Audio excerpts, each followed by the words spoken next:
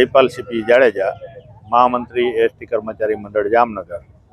જે હાલમાં આ બસ સ્ટેન્ડનું રિનોવેશન થઈ રહ્યું ત્યારે વૈકલ્પિક બસ વ્યવસ્થા આપવામાં આવેલ છે। 10,000 સ્ક્વેર ફૂટ જગ્યામાં આપેલ છે, જેમાં હાલના તકે જે બસ સ્ટેન્ડ બનેલ છે એ 7 પ્લેટફોર્મ બનેલ છે।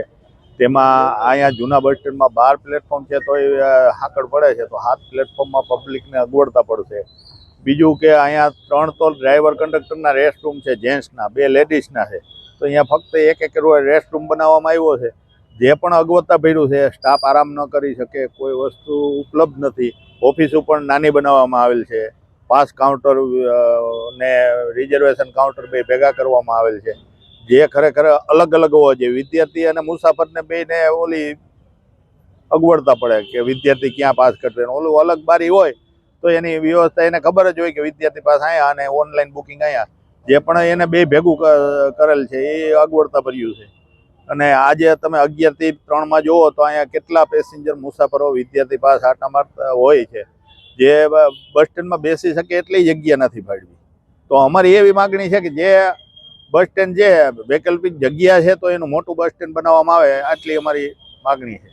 મારું નામ શિવભદ્રસિંહ ચુડાસમા, કર્મચારી મંડળના આગેવાન, જામનગર ડેપો।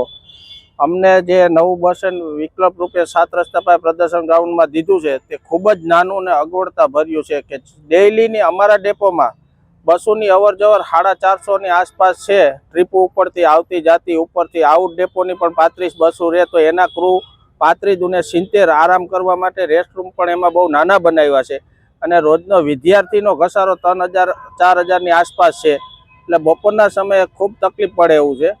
ટોયલેટ બ્લોક પણ એવા નાના છે કે જેથી કરીને કોઈ પણ કારણ કરીને પ્લેટફોર્મ બહાર કરી આપે અમને, અને રેસ્ટરૂમ ને ઓફિસો થોડીક અલગ અલગ કરી આપે, એવી અમારી માગણી છે, પૂરતા પ્રમાણમાં કરી આપે।